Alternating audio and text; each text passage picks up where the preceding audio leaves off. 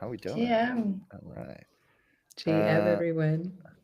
Reka, you're looking nice and rested from vacay. How you feeling? Nice Thank and you. I you're feel yeah, well, I feel almost baseline. I could say that, but almost okay. You get almost, that's good. which is way better than it was.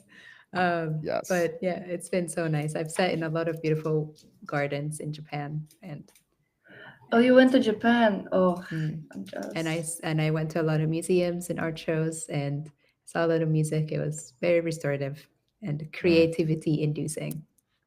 yes, You, I like you that. were And now, in Tokyo or Kyoto or where? Both of those and like five other cities. I mostly tried to do small cities because I heard the extra juice about Japan is actually not in the big three of Tokyo, Kyoto, and Osaka, although I did see all three because you must on your first trip, I think. But I hmm did go Hmm. to smaller cities. There's one called Kanazawa. It's more craft and fish, Ooh. which I'm not eating fish, but it was fine. Hiroshima, some art islands, and then Okayama as well, which is also a smaller city, more in the Oh, south. the art islands. I really want to go to those. Were they worth it? I You would like say it? so. Yeah, Okay, I gotta go. How long All right, have you coming soon. been traveling for? 2 weeks or 2 weeks. something? Yeah, yeah, 2 weeks. So it's like 2 3 days in each city. That's Yeah, intense. yes. Well, even less so, because yeah, I did some juggling. I wanted to also sit because I wasn't off the whole time. I was working for some of it, and for Mm, those days, I wanted to just be in the same place and not have to travel during the day. So in like Kanazawa, which is a smaller one, I stayed for 4 nights because I was working for most of it, and Mm. you know, Or working from Shinkansen. It's actually pretty comfy there. actually, yeah. not bad at all. Okay, I think Um, we're yeah, done distributing the links. Are yeah. we? We reposted, we shared it out. I think the folks are aware. People are starting to trickle in, and Mm. they'll come through as we keep jamming. But let's get into it. So I'll kick things off. Welcome, everyone. This is Chain Reactions, your weekly live stream where we talk to awesome people from all around crypto, founders, heads of marketing, CMOs, and everyone in between to talk about some of the coolest projects in crypto. Really exciting because I think today we have the one and only Reka from Boundless to talk all about verifiable compute. And also, I want to shout out my co host here, Polina. But Hi. how are we doing today, folks? Yeah, So good. Good, Thanks so much good. for having us. yeah, And likewise. we're with berries here as well. I'm Oh, blaming yeah. you, I, berry plate. you Today's an guys, extra cozy episode. you guys are ahead of me. You guys are ahead of me. Not only are you super cozy, but you also have berries. I feel very honored, Mm, and all the berries, boundless berries, and all of verifiable compute is insanely honored and mentioned. very honored. Let's go. You're gonna hear a lot of berry puns throughout, and you're gonna see me munching on raspberries as we go throughout. Um, but let's get into this today. So, could you kind of introduce yourself, tell the folks a bit about your journey? Because I think it's, and you actually have a really interesting one. I remember we were talking about this a while back, like what you're doing before crypto, how you got into crypto, your journey throughout that, and then how you found your way to Boundless. We always love to understand that journey to kick things off. Of course. I'll keep it short because I could go crazy long. I'm one of those people who had a not a straightforward line to crypto and business and what I'm doing now. I am Reka. I'm director of marketing at Boundless, which is a universal zero knowledge protocol, and we're making blockchains internet scale. But how I got here is I'm from Eastern Europe. I'm from Hungary, and I had a full different traditional life. I've been a veterinarian and a sustainability startup founder, and then I got into more digital realms and taught myself marketing through running and creating Instagram accounts and selling digital products. Um, and then doing a little bit of an influencer journey on multiple platforms as well. And in 2020, with COVID, I had a little bit more time and Mm, crypto full timeness happened. I was in crypto before. I got into crypto in 2016 when I was volunteering in Sweden. at this meditational retreat place, and my We host love was it. in crypto somehow in 2016. Out of all the places. This Buddhist guy in the middle of nature in Sweden was in crypto in 2016.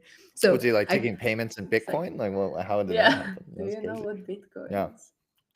Oh, and he was really? Let's predicting go. that Trump was becoming president and how that's going to affect the world economy. He was telling me all of this while I was literally there to Whoa. help people meditate and like, you know, I was 18. Come on, like. So you met But Satoshi, is what I'm hearing. potentially, Yeah. potentially, we'll never know. He never told me. But he was a lovely guy and obviously evoked something in me that I didn't even know about before. And this truly is a butterfly moment or a butterfly Mhm. effect moment. I believe, like, I, I, I have no other explanation for all of this. But anyway, straightforward to 2020, I actually took the leap and started Guild.xyz with my co-founders. And that led me on a more full-time crypto founder journey for a couple of years. With that was a community management project, an access management infrastructure in the back, and a community management tool in the front. So I've been very into community building and growth and how to organically engage audiences and automate a lot of the community functions that you would have, or audience segmentation functions that you would have in digital spaces and online communities. Mm. And then I got a little bit into DeFi and DeFi automations for like 8 months to a year. And then after that, I really felt like, so all of these are within my thesis of making our lives easier with crypto, because Mhm. that's why I'm here, Right. literally. That's why I got interested in it. Is it's an alternative. It's supposed to be much more human centric and much more in our favors, Yeah. and automate so much of what I don't like doing. Like a lot of the finance stuff I don't like doing, and a lot of the other online internet infrastructure things that I didn't even know existed, but I actually needed reform. And so Yeah. I was looking what else was out there that I got so deeply passionate about. And funny enough, it was zero knowledge infrastructure. Why? Yeah, you went it's deep. You went down the I rabbit went hole. deep, and it's so worth it. I found the best team ever. It's a very technical team. I joined Risk Zero last November, to basically lead the marketing and launch Boundless protocol. From the Risk Zero tech team, we kind of grew out as a project specifically to take that best zero knowledge that Risk Zero has introduced to the crypto space to a wider audience, make it more accessible, and make it more fitting to the protocol's needs that we're working with. So And let's talk yeah, I've about been that. doing this for the last year. Yeah. So How do I mean, you? you've been busy. Yeah. I wonder, how do you explain to your non-crypto friends what are you working on at Mm, Boundless? Like in one that's a minute good or way to less, describe it. like what Yeah. Boundless is doing. That's a really good question, actually. And thanks for allowing me to do that. I explain it depends on who it is too. But I just Mhm. recently had like a new person I'm co-living with, for like a roommate that I have for like a little while, and I needed to explain. He works in AI and has zero idea what zero knowledge technology is, but obviously has some understanding of tech. So that was my like Yeah. latest. But to my friends as well, basically what I say or something around along these lines is that. Um, Blockchains and cryptography have been extremely useful. However, we are seeing a limit of how much they can do in our everyday lives, and Mm. with the speed of and complexity that they can conduct transactions. And there's a limit to that complexity that we've reached, basically. And a lot Mhm. of that is because how the nature of this has been built is we're shoving everything into small little blocks, and with very little space on the blockchain. All the computation, all the maths that a computer needs to do to create that is shoved into one block or around it, and it's really not enough, and it's very limiting. And zero knowledge technology has been around for like 30, 40 years, mostly in PhD and mathematics circles, and it's a wonderful technology that has so many attributes. What I like to say is most of what it's good for is scaling, interoperability, and privacy. It does all three at once just because of the nature of how it's put together with math. And crypto is blockchains are its first legit use case. So this is the first time ever that the founders of RISC-0 actually have been the first people to recognize this as a zero knowledge virtual machine that can do a lot of complex computations, can actually solve these three problems for crypto basically at once: scaling, interoperability, and privacy.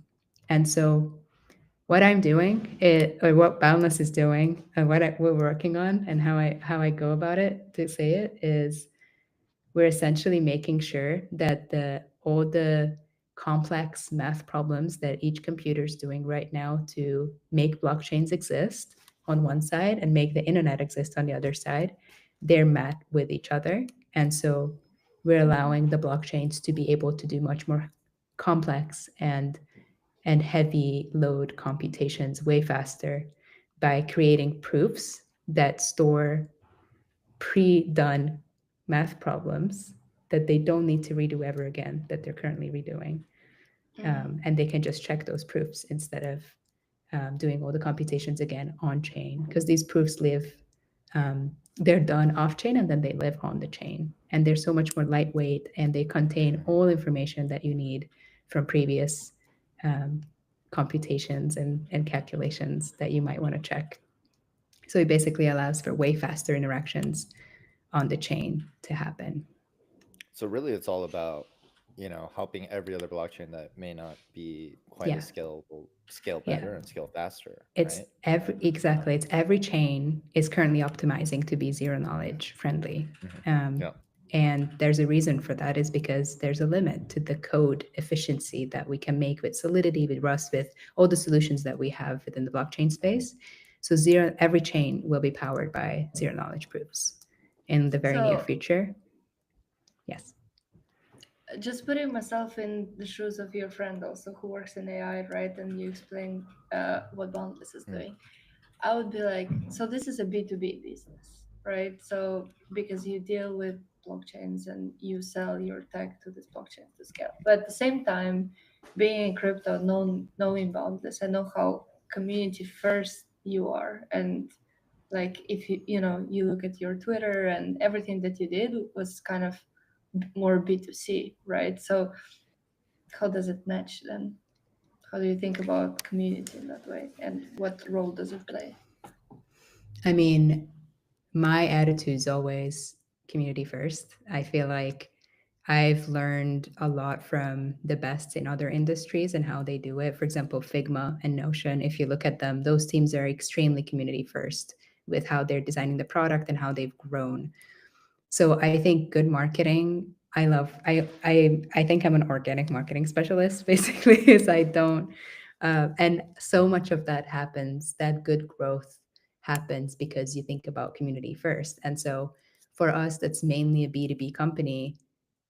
Every single sale or partnership deal that you're doing will be supported by how, in crypto, how popular you are, basically, and how well respected your project is.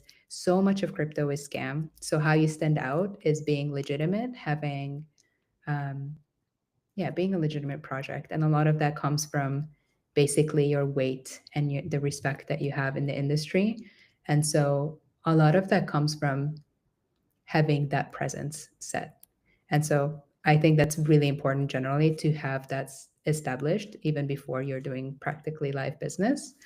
Plus, we are B2B2C as well. So we do have end customers who are using the applications and the chains that Boundless is powering. It's more of a harder explanation because they ideally won't directly know that all of this is already better, because Boundless is like 2 layers deep in the infrastructure and it's making it better.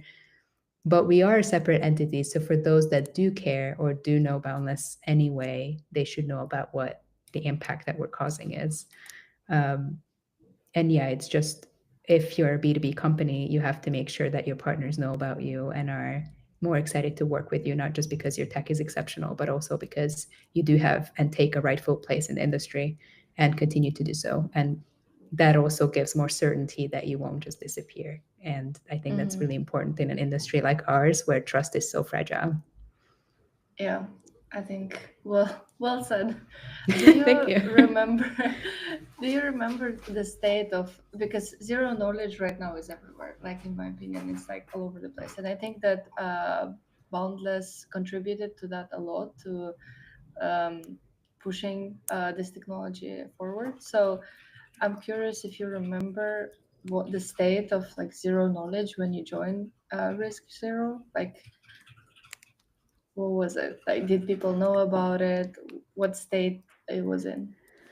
I remember, I don't know if you guys or your audience or who's listening is familiar with Kaido, the social Yep. analytics platform, but I was lucky enough to have access to their dashboards very early on. And so even last year, when I was just learning about zero knowledge, they did have that on the landscape of narrative search and seeing the percentages in the landscape based on their analysis where it stands. And it was roughly around 1% of the mind share of the whole crypto Twitter-ish circle that they're analyzing. Currently, it's almost 7.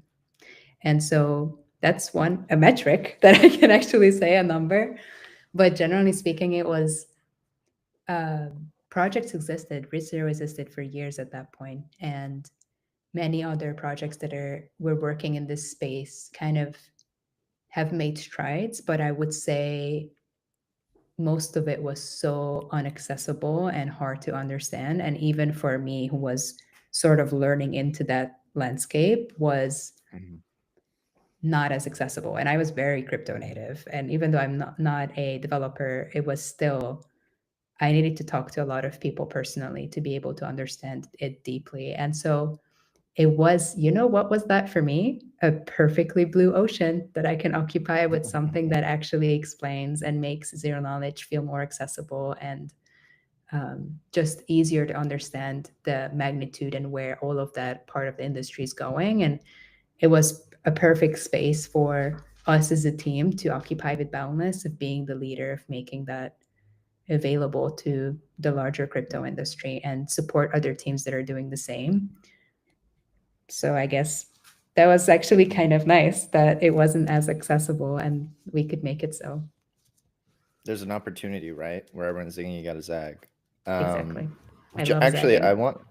Yeah, I mean, you guys have done a great zag, I think. Which I'd love to get into, kind of like the whole kind of like brand and the campaign and all the stuff you guys have been doing for the past year. Like, how did that come about? Was it already kind of brewing? Was it something that you came in and you collaborated with the team, or we'd love to just kind of hear a bit more behind the scenes of, you guys have been cooking on a lot of stuff leading up to, I think, like obviously the TG and the more recent events, and now continuing onwards from that. But yeah, how did that all come about? Yeah. So for context, for those of you that don't know Boundless, we just did mainnet and TG over a month ago. Mm-hmm. And we had a mainnet beta phase before that. And before that, we had a testnet. Before that, we had a more private testnet with our early partners that we've been working with. So when I joined it, we were at this stage where that private collaboration to test the early notions of Boundless have been already going on. Um, we already had an account on Twitter, but there were like 3 posts. And so it was, the positioning wasn't set, the vision was, the direction was sort of clear, but the strategy of how we get there wasn't. So I could do my favorite thing, which is come up with all of that with my team. And that's what we did and collaborated on it. I love this problem. This is one of my favorite things to do, is how we put things out and where we put them on the market and how we occupy that space and then grow from there. I love this game. This is great. This is the best part, I think, to do in so many Starting of the from things. scratch, because you get to do the strategy, you get to put it all Exactly. together. It's so much more Exactly. fun. It's so much work, but it's like one of the most worthy and rewarding things to do, I think, in this industry.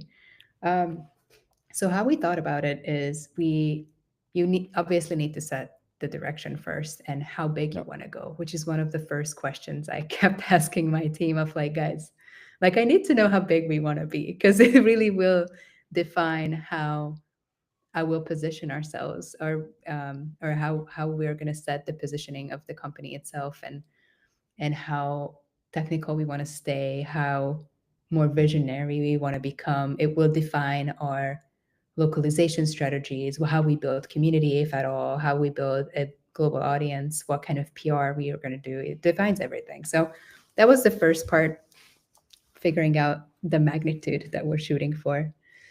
And then I knew we are going to have a TGE. We didn't know exactly when, but I knew it's going to be within the year. So initially it was even less time, but I was more realistic that it isn't going to be less Like, time. hey guys, we got to make, you got to build a community first. Like, that's crazy. That's crazy. Be real. But I think after that, it just kept rolling based on what we have. And some of it was so straightforward because you just know the steps. For example, we needed to launch a white paper. We needed to have a proper website. We needed to have exceptional documentation, even that early. We needed to launch an actual testnet phase, not just privately, but more publicly. And then there came the decisions of, do we actually want to have more? Because Boundless is not a chain. So we couldn't just have the like farmy or deposit money here kind of testnets, which is the two main things you see in crypto. We had to come up with something different that fits us and actually helps test the protocol in some way, shape, or form that benefits the future of the protocol, while also allows us to kind of identify and reward members who technically or otherwise support the project early on, because that's part of the TG that you're planning to do. And you need a bunch of data many, many months before that, and hopefully years. So we built a few community campaigns. I will say, I'm going to be broad and say that we're one of the only projects that made white paper reading go viral.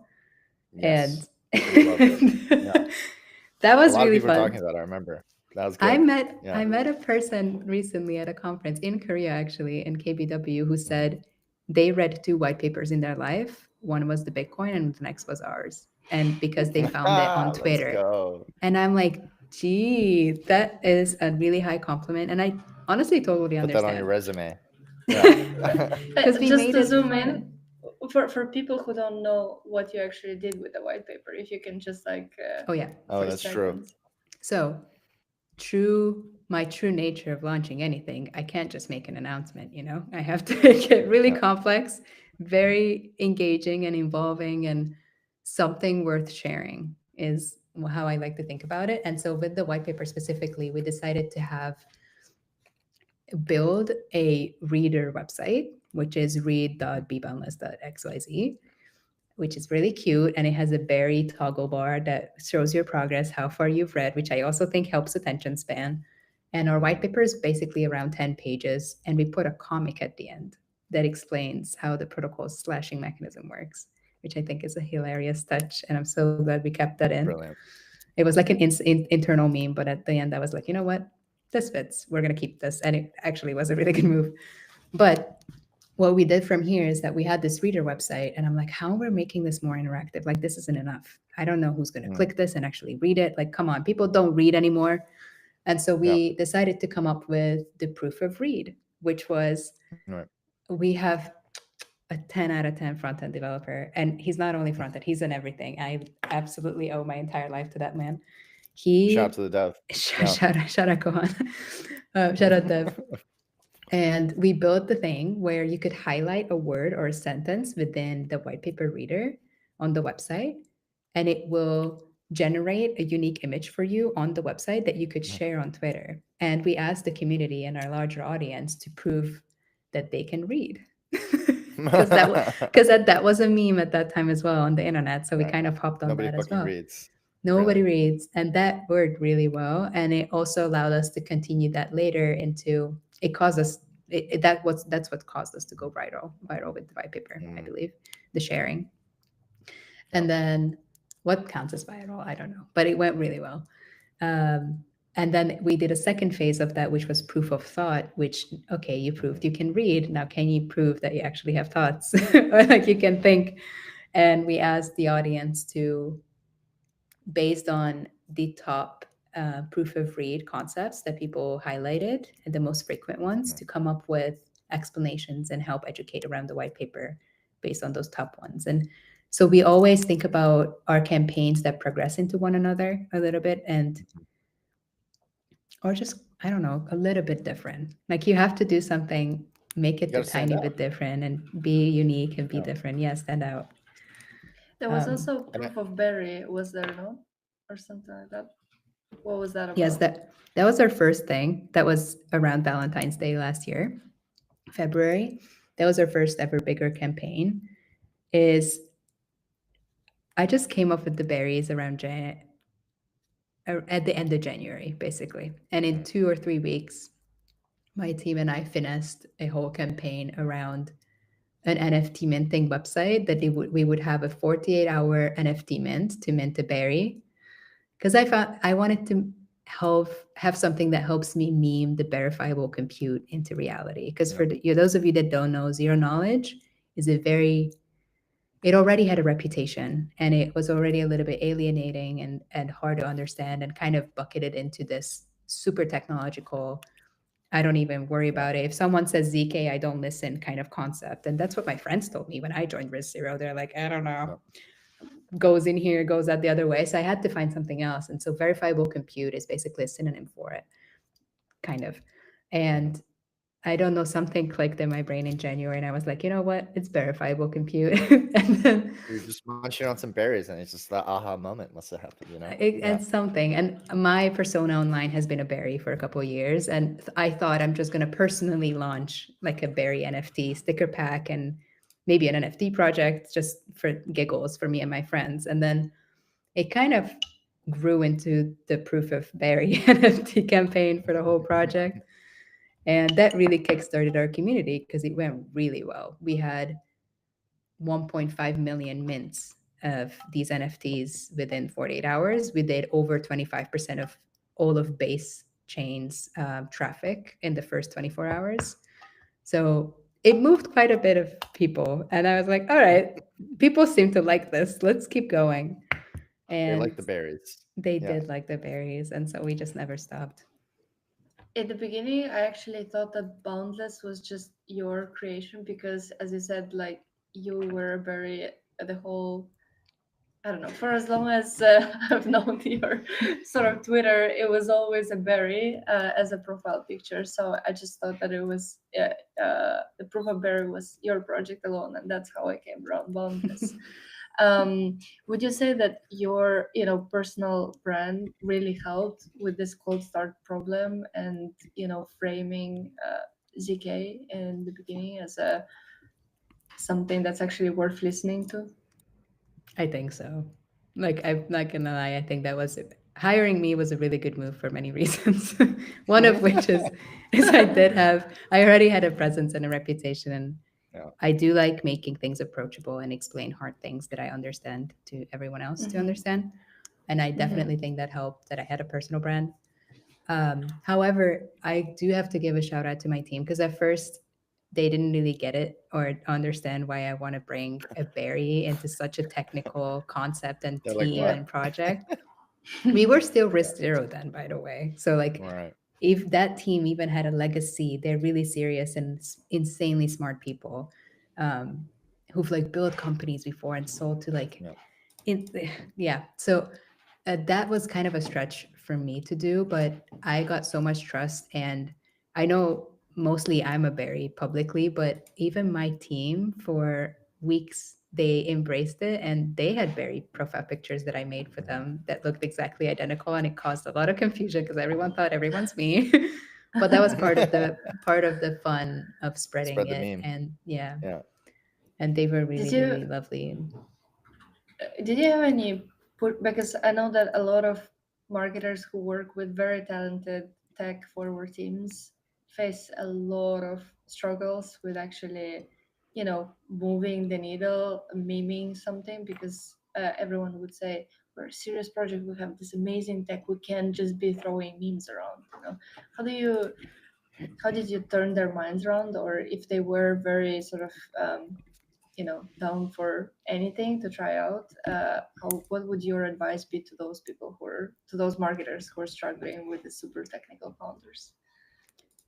it was I agree with you, and I know way too many cases when that's the Mhm. case.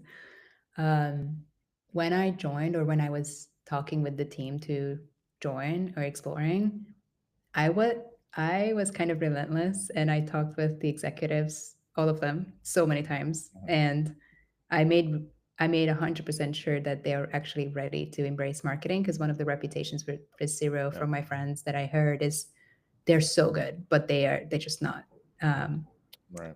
crypto-y and friendly for that kind of presence. And I was like, that was really important to me to have buy-in early of they have made the decision that they're willing to adapt a bit more, which they did, and so that made it easier off the bat. However, there was there was some of the pushback, and my advice, my team's really lovely, and I can't ask for a better one. But my advice to the marketers that might not have um, the amount of attitude that I have, and or the kind and open-minded team that I have, is you do have to suck it up and pull up your sleeves and roll them up, and you do have to be providing a good enough explanation. And the phrase that people say as a meme, if you just do things, is you literally just, if you do have conviction in something, you have to stand in it and actually push that through.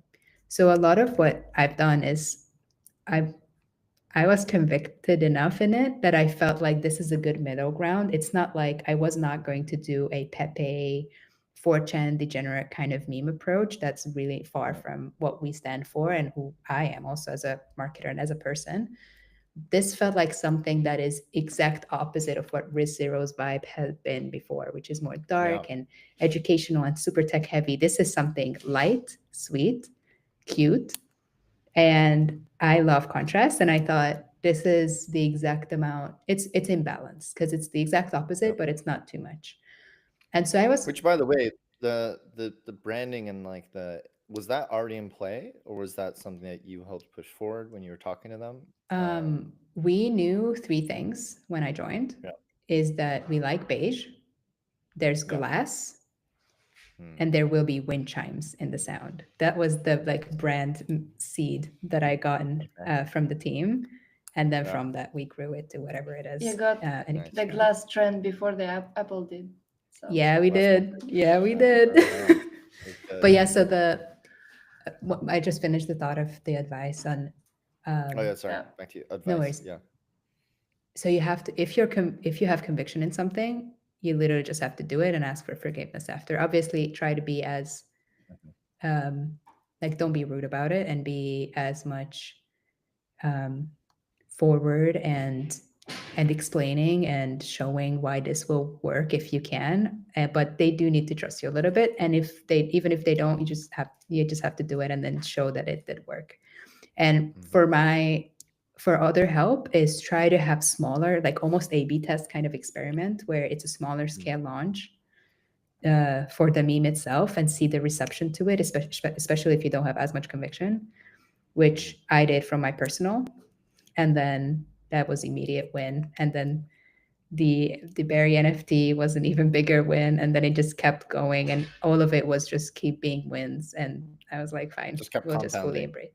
Yeah, That's and how you build after trust. every And win, yeah. I did start to get DMs from engineers and different parts of the team or investors and partners who didn't get it at first. They're like, oh, I get it.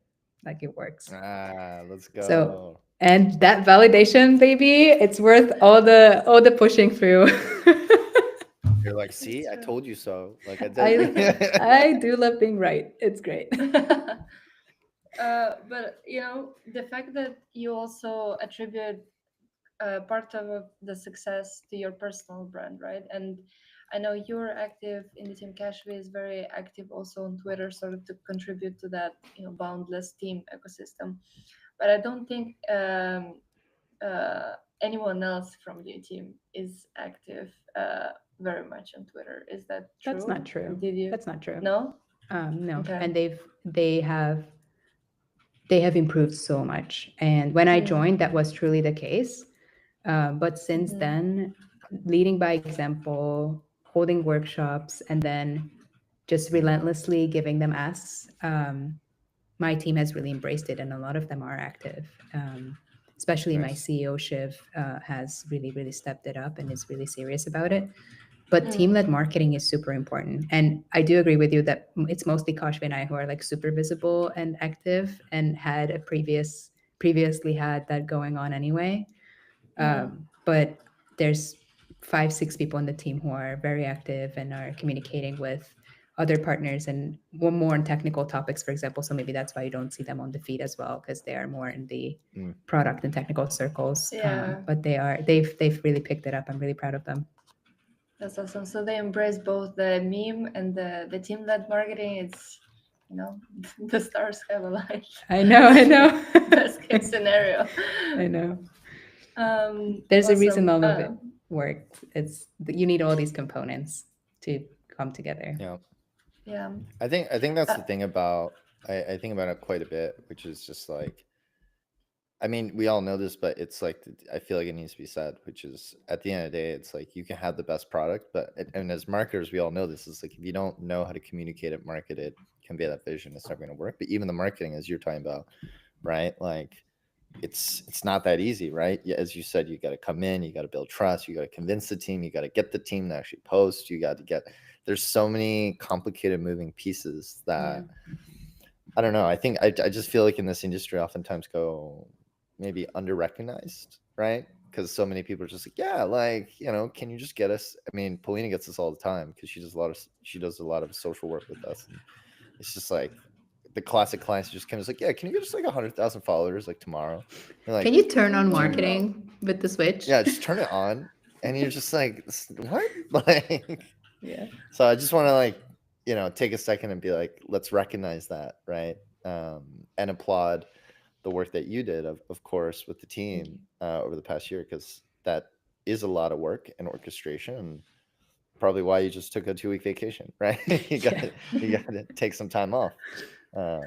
It's a lot. If I were to map out sort of the timeline of the product and maybe the marketing like throughout this year, and correct me if I'm wrong, but it was Proof of Berry, which is the NFT mint, right? That was followed by the Proof of Read of the white paper, Proof of Thought as an additional sort of pre-testnet activation.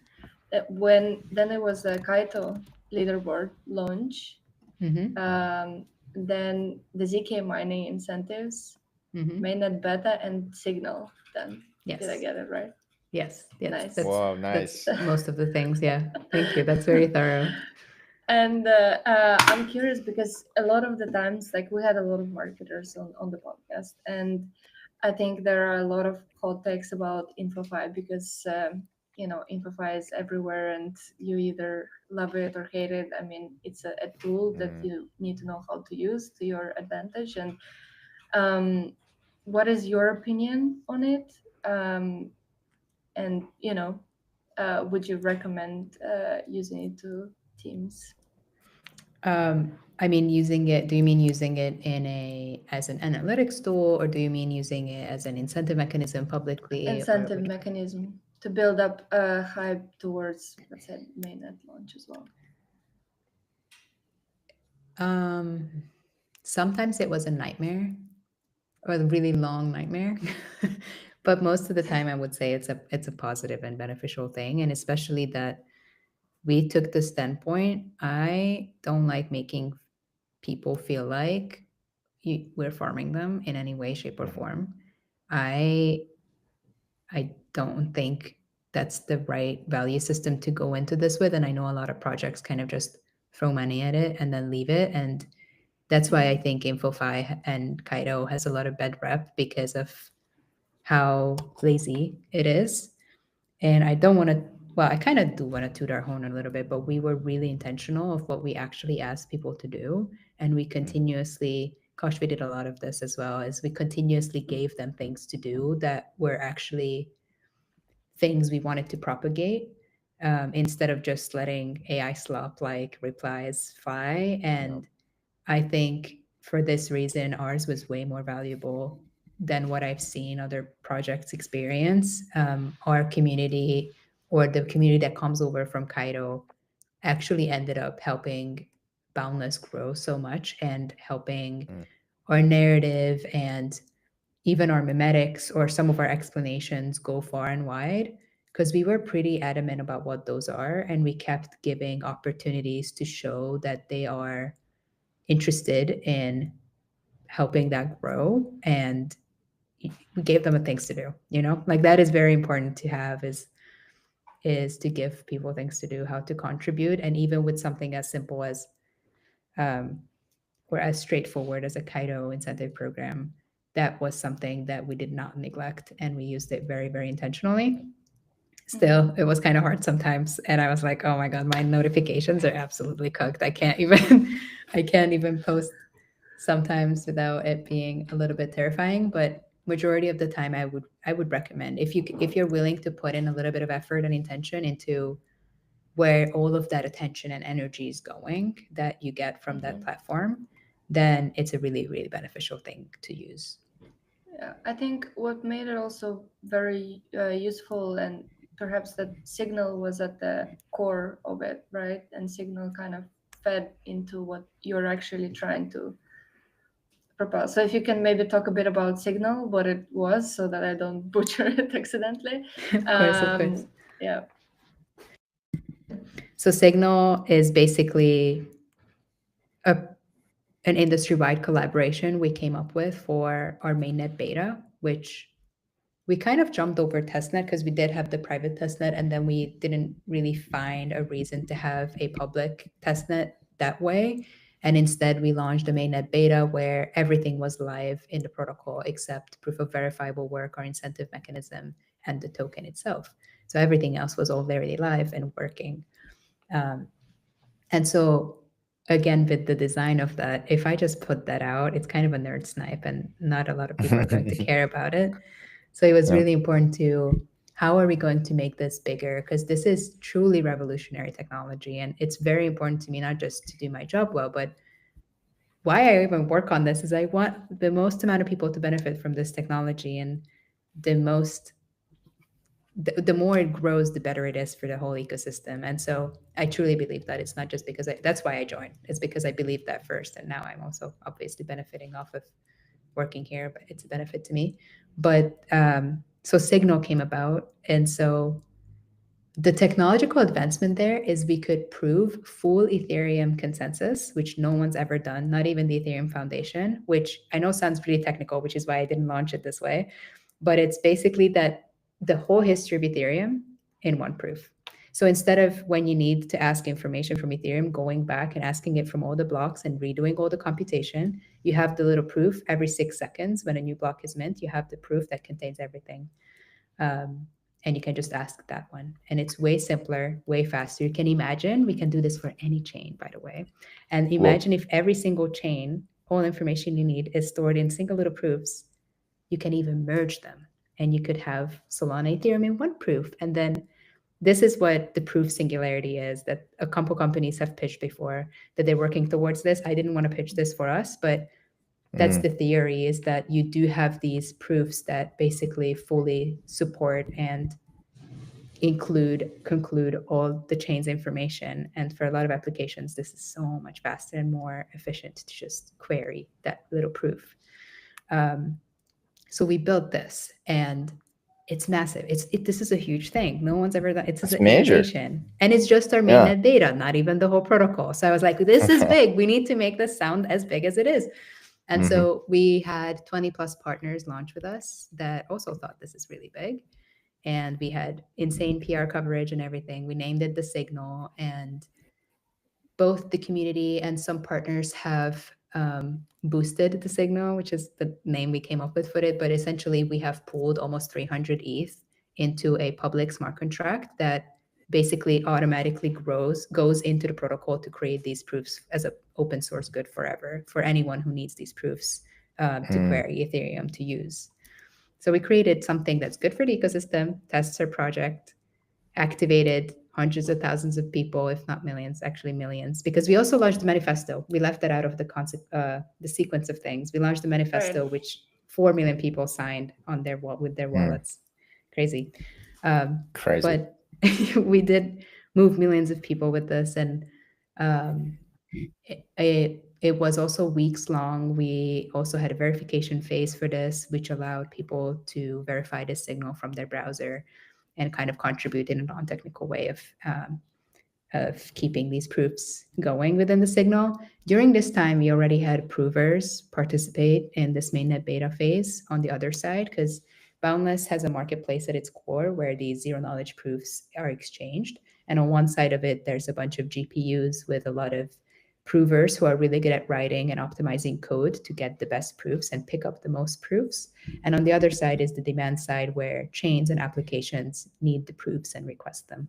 So in mainnet beta, we already had the prover provider side going quite a bit and also being incentivized to, so we can test the market. And we had the signal start as the demand side along with our partners to test the protocol. That's insane. You literally, I was just about to say word for word. That's Yeah. Thank you. Just And every first campaign time you say, it's like millions of people. I sometimes I think know. about it as it is quite something. I don't know. Like, I try not to think about it because it gets a little scary if you think about the numbers too long. But this is the first time in my career when even Ethereum and the Ethereum Foundation has endorsed something that I did, and that is like, and especially Big that moment. it's about Ethereum. Like, I joined this industry because of Ethereum. Like, that was the most interesting thing to me, not Bitcoin. I was interested in Ethereum and programmability and all the freedom that allowed, and it was a very validating and like peak of my career to like a full circle. And yes, it was really important that we nailed that moment as well from like a business standpoint, because I knew that mainnet's coming up and this is my shot basically before that. So I will not say the amount of hours of work that went into that for me and my team, but it did went well. But you know, the hard work pays off sometimes, right? And this time it definitely did. And sometimes, as you're saying, you gotta like sit in it, right? It literally did, because when you guys launched on Kaito Launchpad, it was 70 million plus committed. Yeah, you guys are crazy oversubscribed, right? Which is So that was literally paid off. Good problem. That was the thing that came after the signal. Is we were one of the first projects to do a community sale in quite recent history, and we decided to do that because that is kind of part of the thesis, isn't it? Like, that was part of how we started to launch crypto projects back in the day. And analyzing everything that's happened in the last few years, I think massive airdrops have been such a fail for the most part. And we did obviously do some of that as well. And we had rewards announced for specific functions for like the provers. For Kaito specifically, we did have those going anyway. But what we wanted to have is the most aligned audience. And so the foundation has decided, the Boundless Foundation has decided to go with Kaito, and we executed that. And it was 18 times oversubscribed within a few days, which is also the biggest raise they've done on Kaito. Very scary. I try not to think about it, but thank you for reminding me. And then the foundation has decided to sell more than what originally was the goal. So we have quite a bit of circulating supplies of tokens because of that. It was the perfect alignment that the foundation got so much interest from the audience this way, and it just made sense to extend this trust back of giving even more tokens available that soon, because that's a really big risk for a protocol to have that much circulating 100%. supply available. And so, but I think I'm glad it happened that way. It's I think it's important for the big thesis and our values and whatever, which is so rare in this industry these days, but it's important. Keeping crypto wholesome, keeping crypto innovative. We love it. Exactly. And approachable. That's right. I do want to be mindful of time because I think we only have like 10 minutes, but I want to kind of wrap up this main section because we'll go to rapid fire right after. It's very quick and fun and dirty. Would love to kind of hear more. I mean, not dirty, clean, wholesome, but What I'd love to hear a bit more about is like now you're past the teaching moment. Now you're in there. Yeah. Like, what are the big things? Like, what's up next? I guess. Like, what are the big things that you're excited about that people should be thinking about and tuning in for, and continuing to be a part of the community and stay active. Um, yeah. There's quite a few things I can't talk about, which is fun. Okay. But a lot of it is now the proof is in the pudding, and that's a joke on CK Proofs. Aha. Badach. But Yeah. currently, we're really focused on migrating partners over Mm-hmm. to mainnet specifically. Yep. And we have been really fortunate to have thousands of provers on the supply side ready and are Yep. already proving currently. Teracycles amounts of proofs, which to me sounds just like a big number that my product team keeps saying, and it's we Yep. keep breaking the records week after week, basically. So that's one Bravo. big thing we're focused on. A lot of next year's I can't speak on, but we're working with more and more chains. Basically, okay, big thing is we're making blockchains internet scale. So what we need to do for that is actually deeply work with all the chains that actually are already making themselves zero knowledge dependent, Yes. not dependent, but their growth is dependent on zero knowledge Yep. technology. And so we're the most well positioned and ready technology for that. So we're really, really focused on that right now. For That's the alpha. community, Yeah. for community specifically, we're more planning along the lines of these partnerships and finding middle ground with these partners. There's also an approach of we're an ecosystem of ecosystems since we work with so many chains and applications. So really trying to find alignment with the other teams there of how to maximize the benefit. Yep. Yeah. Combine communities, build, bring everyone Yes. together, Yes. make everyone happy. Yes. I love it. Yes. It's all exciting. So basically stay tuned. You heard it here first. Okay, we should go to rapid fire questions. Let's go. How do we want to do it? Pauline, you want to kick it off? Or Yeah, sure. So the first question is most underrated marketing tactic right now in Web3? I'm gonna say just be different. Just be a little bit different. Just 10% different. It will make such a difference. I like it. Most overrated marketing tactic. Rage bait. Yeah. There's a specific backfires. blockchain that's been rage baiting a lot the past couple of days. It's been very interesting to watch. It never works. It works momentarily, but long term, it's harmful. Wait, I saw a tweet about that. It was something like, you're like, just because, like if it's a burning car, everyone's looking at it, but it's a burning car. Like maybe you don't need to do that. Yes, exactly.